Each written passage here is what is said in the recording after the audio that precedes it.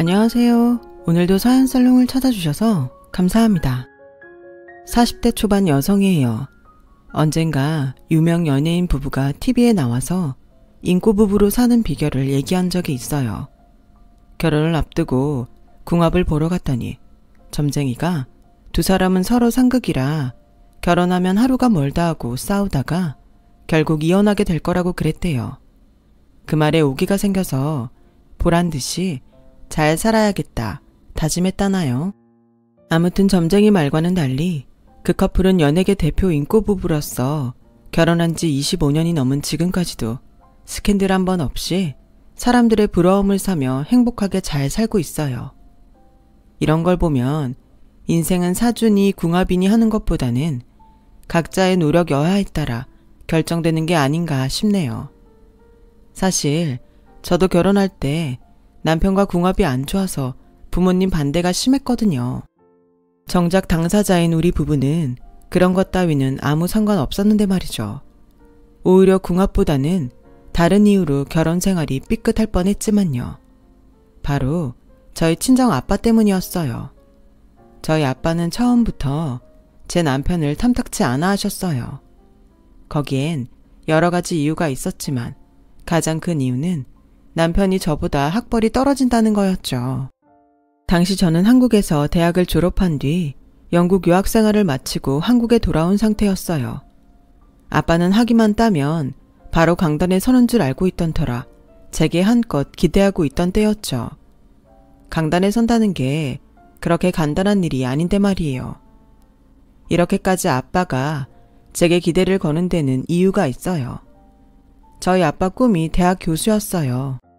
하지만 집안 형편 때문에 일찍 생업에 뛰어들어야 해서 이루지 못했어요.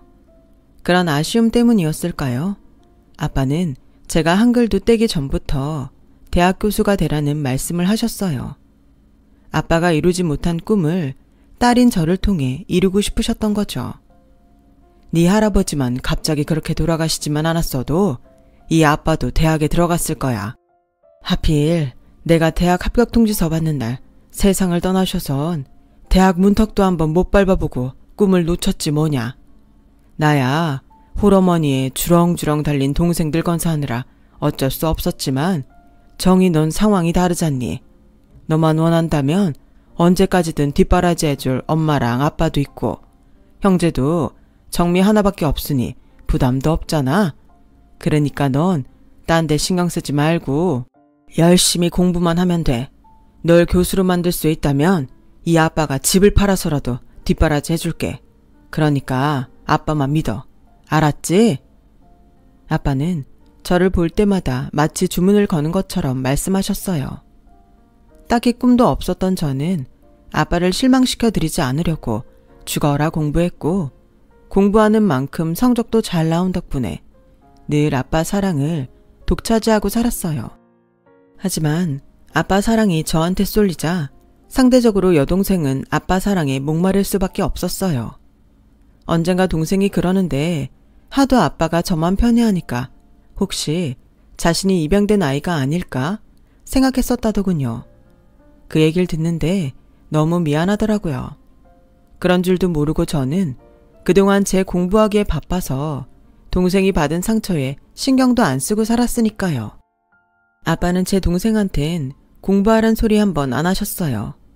제 학교 성적은 소수점까지 따지고 과외 선생은 물론 학원 강사진까지 아빠가 직접 만나보시고 결정할 정도로 꼼꼼히 챙기셨으면서요. 오죽하면 동네에서 저희 아빠를 두고 강남 엄마 치맛바람 뺨치는 성산동 바지바람이라고 했겠어요.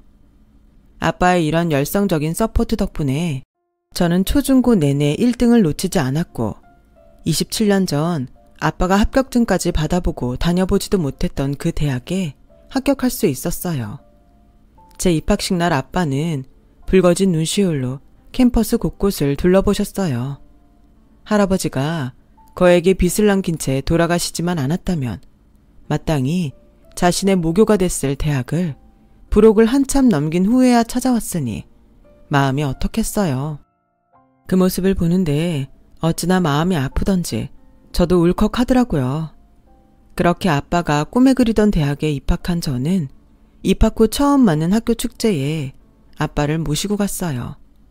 당시 최고의 인기를 누리던 가수의 공연도 함께 보고 저희 과에서 하는 1일 주막에도 모시고 가서 막걸리에 파전도 함께 먹었어요. 그날 아빠는 기분이 좋으셨던지 얼큰하게 취하셔선 술값의 10배가 넘는 돈을 지불하셨어요.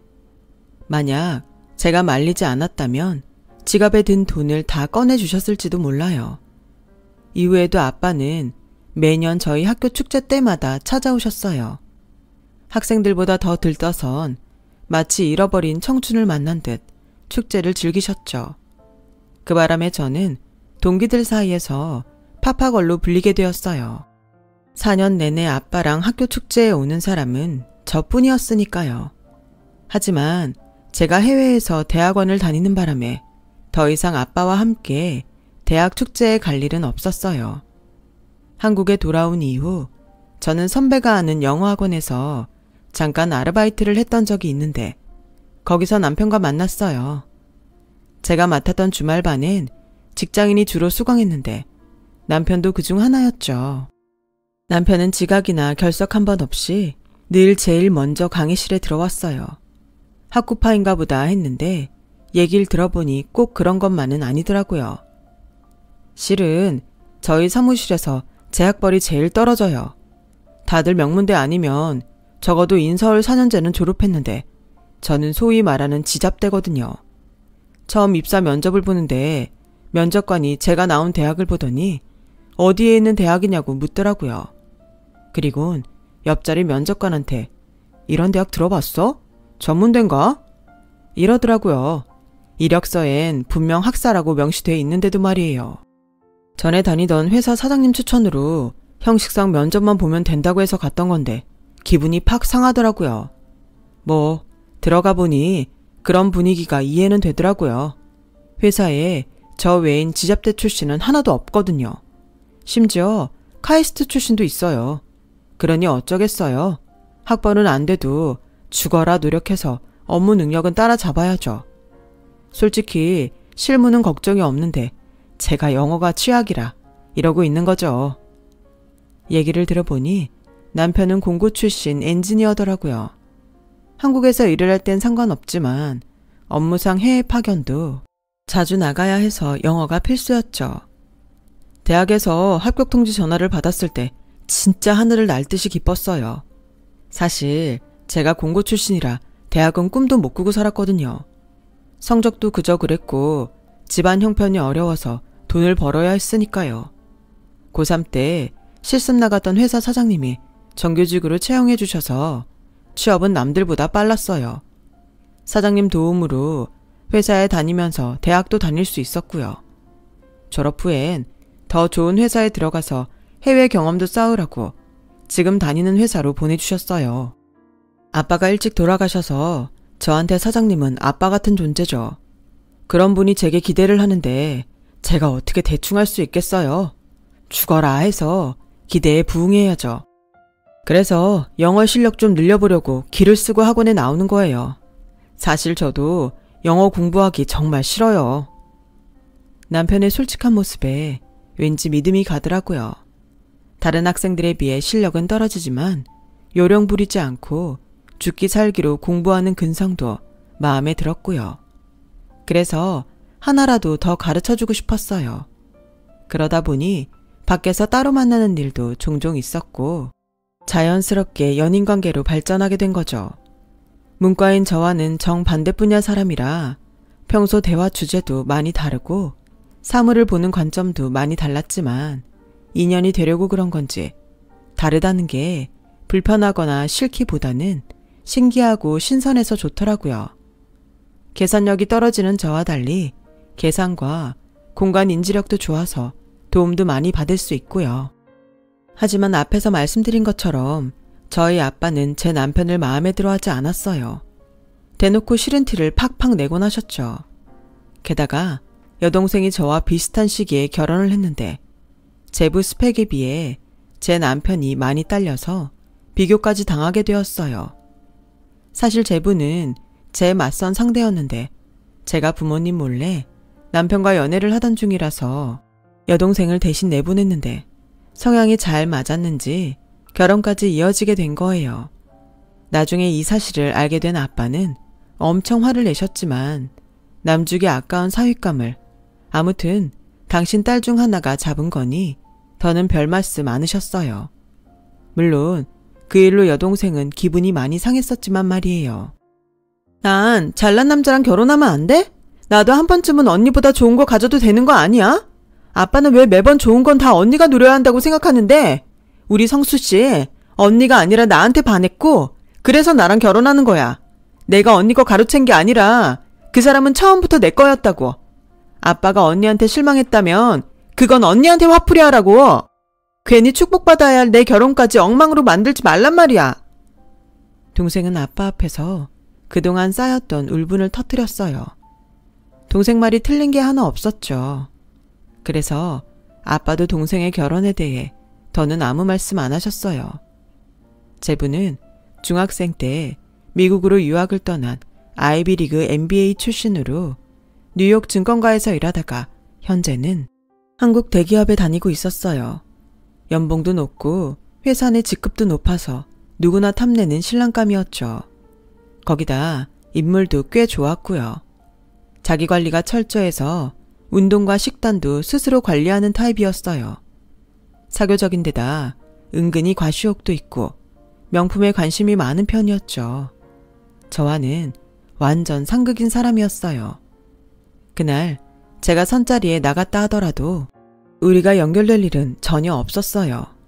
아빠만 그걸 인정하고 싶어 하지 않았다는 게 문제였죠. 여동생은 저보다 3개월 일찍 식을 올렸어요. 집안 어른들은 언니가 먼저 하는 게 맞지 않냐고 했지만 어렵게 구한 시간 강사 자리를 두고 시간을 뺄 수가 없어서 그냥 동생 먼저 하라고 했어요. 동생은 마포에 있는 40평대 아파트에 신혼살림을 차렸는데 전세도 아닌 자가라고 하더군요. 제부 월급도 많았지만 제부 집안에 돈이 많아서 부모님이 해준 집이었죠. 그걸 본 아빠는 제 남편을 쪼기 시작했어요.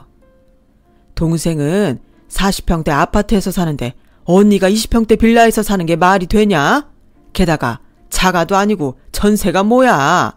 아니, 내 딸이 왜 그런 구질구질한 데서 살아야 되냐고? 너 입 있으면 말 좀 해봐라. 네가 학벌이 있기라냐, 직장이 번듯하기라냐. 이도저도 아니면 돈이라도 있어야지. 아우, 저런 놈 믿고 사는 내 딸만 불쌍하지.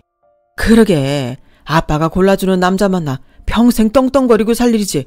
뭐하러 저런 거지 같은 놈을 만나 고생이야. 내가 너 이러고 살라고 지금까지 내가 금이야 오기야 키웠는 줄 알아? 좀 있으면 교수까지 될 녀석이 왜 급도 안 맞는 놈이랑 살겠다고 그 난리냐고. 정희야, 지금이라도 안 늦었으니까 아빠 말 듣고 이 결혼 그만둬라. 예식장비며 그간 혼수 준비한 거 아빠가 다 물어줄 테니 이 결혼 무르자. 응?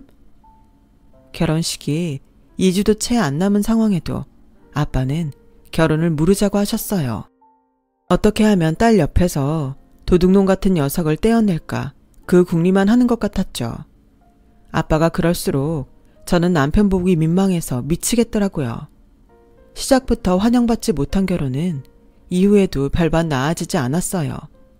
아빠는 툭 하면 제부랑 제 남편을 비교하기 시작했고 틈만 보였다 하면 제 남편을 깎아내리기에 급급했죠.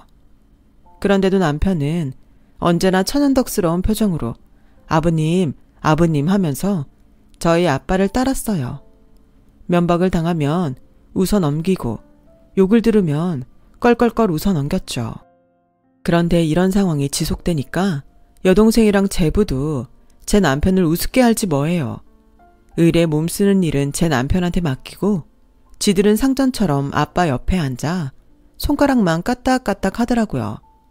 나한테 그러는 건 몰라도 내 남편한테 그러는 걸 보니 속에서 천불이 났어요. 그래서 동생을 불러 한마디 했더니 그러지 뭐해요? 언니, 자리가 사람을 만드는 거야. 형부가 변변치 못해서 맞사위 노릇 제대로 못하니까 손아래 사람한테도 대접 못 받고 사는 거 아니야. 그런데 왜 우리 탓을 해? 탓하려거든 못난 형부 탓을 해야지. 그리고 곳간에서 임신한다고 형부도 우리 그이처럼 아빠 엄마한테 돈 좀 쓰라 그래.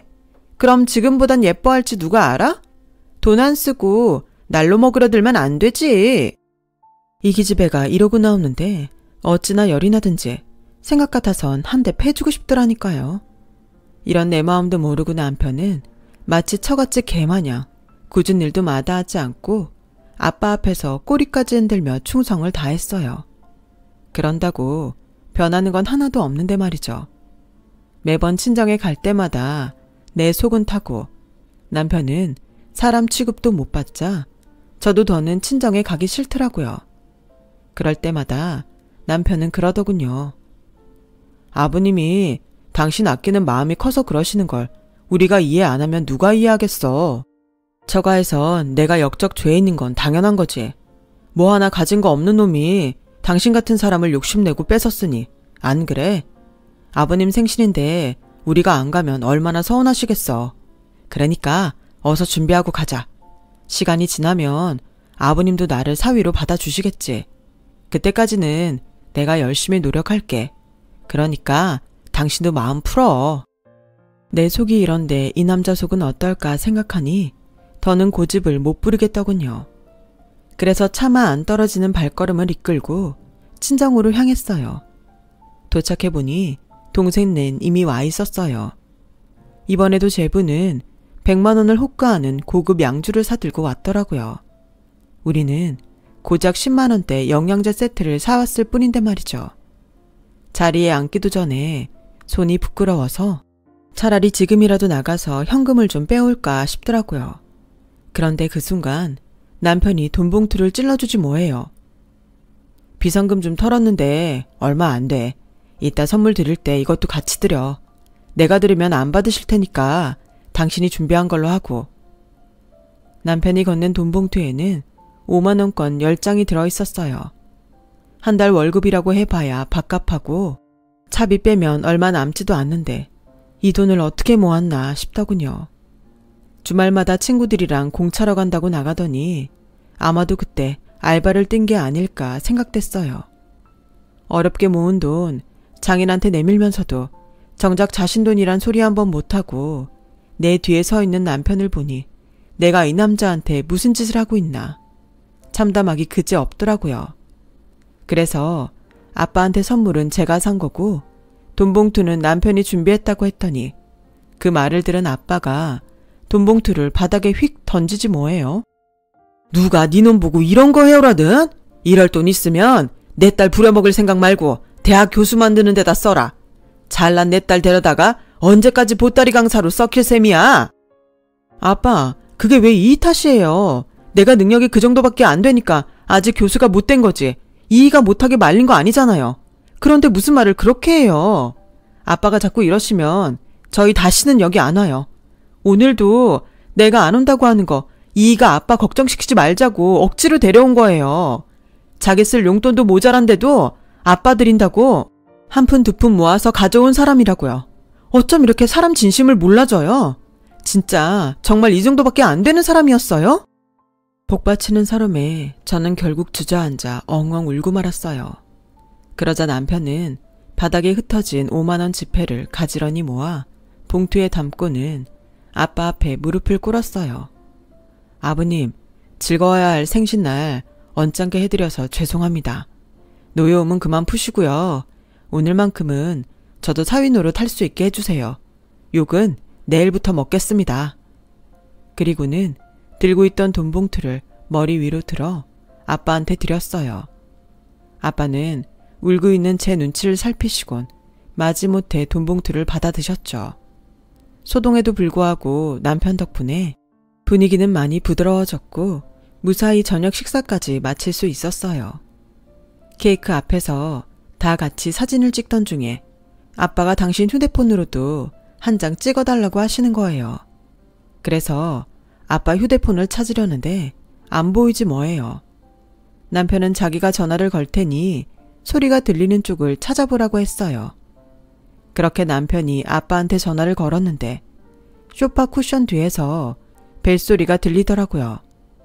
남편이 얼른 달려가 폰을 꺼내 들었는데 그 순간 휴대폰 액정을 내려다보는 남편의 얼굴이 벌겋게 달아오르지 뭐예요. 그러자 아빠가 얼른 달려가 남편 손에서 휴대폰을 뺏어들었어요. 그런데 세상에, 액정에 글쎄 인간 쓰레기라고 떠있는 거 있죠. 그걸 본 여동생과 제부가 웃음을 참으며 크크대더군요. 그 순간 저는 온몸에 힘이 쫙 빠지는 기분이 들었어요. 아빠는 아무 일 없다는 듯 자리에 앉으셨지만 민망했는지 제 남편 쪽으론 눈길도 못 주시더라고요. 잠시 멍하게 서 있던 남편은 조용히 겉옷을 챙겨들었어요. 그리고는 싸늘하게 굳은 표정으로 다가와 아빠한테 말했어요. 그동안 아버님 사위가 되려고 저 엄청 노력했습니다. 저도 욕먹으면 가슴 아프고요. 아랫사람들 앞에서 면박당하면 귀가 빨개질 정도로 창피합니다. 그래도 오죽하면 아버님이 나한테 이러실까 참고 또 참았는데요. 이제 더는 못하겠습니다. 제가 아무리 노력해도 아버님한테 저는 인간 쓰레기일 뿐이니까요. 앞으로는 죽어도 이 집에 발들일 일이 없을 겁니다.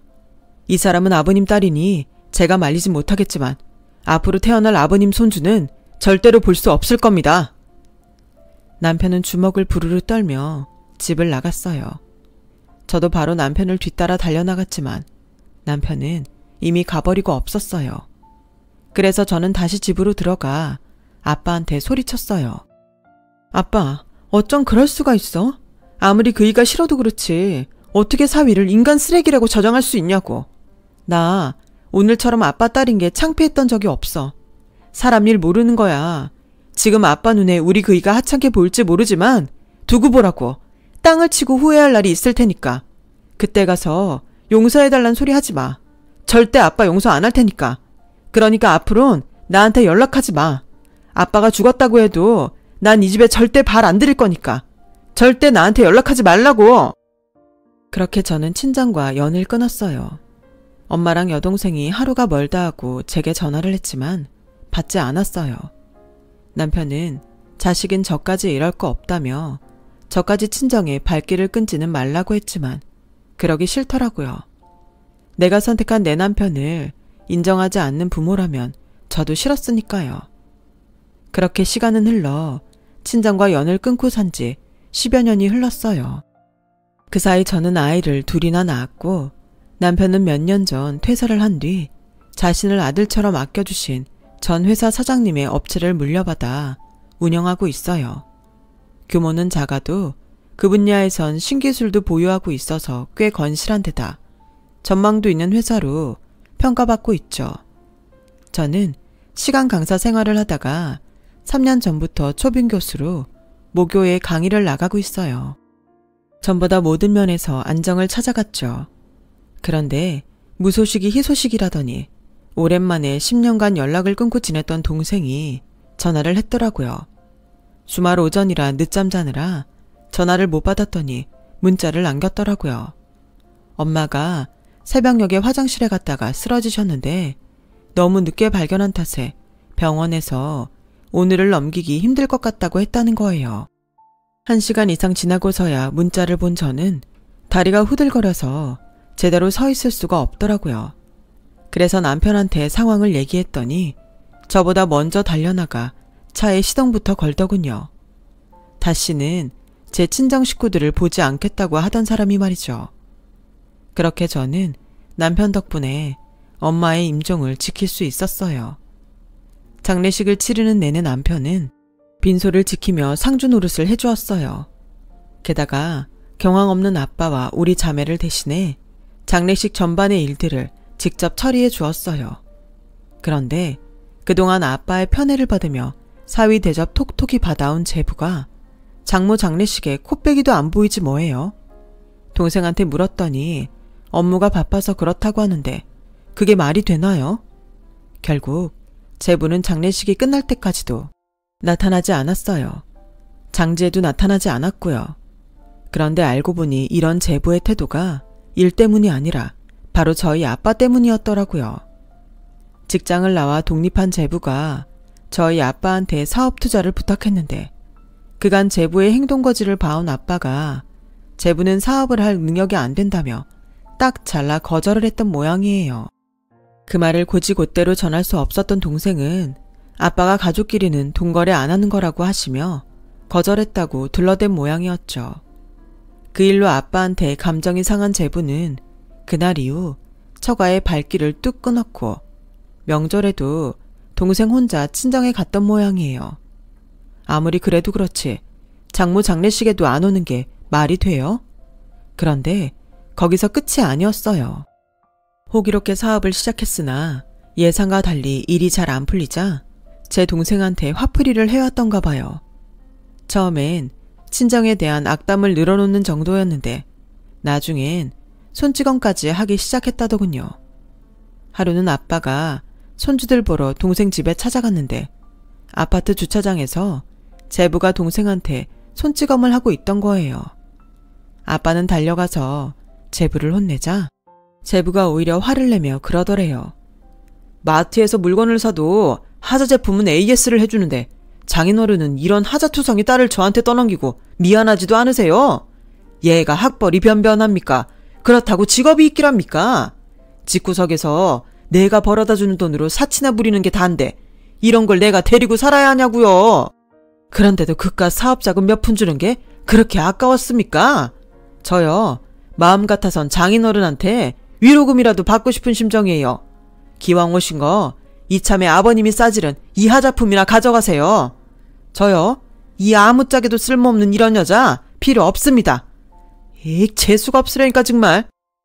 그날의 충격으로 아빠는 쓰러지셨고 동생은 제게 전화해 울고불고 난리를 쳤어요. 엄마가 돌아가신 지 얼마나 됐다고 아빠까지 잘못되면 자길 누굴 믿고 사냐면서요. 언니도 알잖아. 나 돈 없으면 안 되는 거. 그 이랑도 이혼할 판인데 아빠마저 잘못되면 누가 날 보살펴줘. 애들은 어떻게 키우고? 나 정말 어떻게 해야 될지 모르겠어. 지금이라도 그이한테 가서 잘못했다고 싹싹 빌까? 그럼 다시 받아주겠지? 아빠한테 말해서 사업자금 좀 얻어가면 그이도 나 받아주겠지? 아, 나 어떡해 정말. 나이만 먹었지 철딱선이 없는 소리를 하는 동생을 보니 한심했어요. 이번엔 그렇게 막는다 쳐. 그 다음엔 어쩔 건데? 제부가 난리칠 때마다 아빠 돈 끌어가 박을래? 돈 다 떨어지면 그땐 어쩔 건데? 제발 생각 좀 하고 살아. 너나 제부나 인간 되려면 한참 멀었어. 니들이 벌어서 일어설 생각을 해야지. 어떻게 아빠 재산 끌어다 쓸 생각부터 할 수가 있어? 그러면서 자식들 보기 창피하지도 않니? 애들 생각해서라도 제발 정신 차려. 돈 필요하면 파출을 뛰든 식당에서 김밥을 말든 네 손으로 벌었어. 너무 화가 나서 지르긴 했지만 언니 입장에서 걱정이 태산이었어요. 다행히 아빠는 며칠 뒤 퇴원을 하셨고 동생은 이혼을 하게 되었어요. 그리고는 아이들과 함께 친정에 들어가 살게 되었죠. 이런 사정을 들은 남편은 저 몰래 동생한테 연락을 했던 모양이에요. 자식 키우고 살려면 직장이 있어야 하지 않겠냐며 남편 회사에 나와서 일을 해보라고 말이죠. 바로 정규직을 시켜주긴 어렵고 일단 비정규직으로 일하다가 능력을 인정받으면 그땐 정규직 전환을 해줄 테니 열심히 해보라고요. 그렇게 동생은 저희 남편 회사에서 일을 하게 되었고 동생이 회사에 나가 일을 하는 동안 아이들은 친정 아빠가 맡아주셨어요. 그렇다고 해서 육아를 도맡아 하신 건 아니고 애들이 유치원에서 돌아오면 밥 먹여서 학원 버스에 태워 보내는 정도였죠. 그 정도라도 해주시는 덕분에 동생은 회사 일에 전념할 수 있었어요. 전처럼 모가며 지내지는 않았지만 남편은 제 친정에 많은 도움을 주었죠. 그런데 얼마 전 남편 통장으로 거액의 돈이 입금된 거예요. 보낸 사람은 다름 아닌 아빠였어요. 동생을 통해 회사가 요즘 자금 문제로 힘들다는 얘기를 들으시곤 가지고 계시던 상가 건물을 파신 거였죠. 이미 사업체를 정리하고 일선에서 물러나 계신 상태라 아빠의 유일한 수입원이기도 한 건물을 말이에요. 그 사실을 알게 된 남편은 돈을 돌려드리려고 10여 년 만에 제 친정에 찾아갔어요. 그런데 아빠가 한사코 거절을 하시며 그러시더래요. 난 투자를 했을 뿐이네. 자네가 수익을 올려서 이익금을 배당해주면 될 거 아닌가.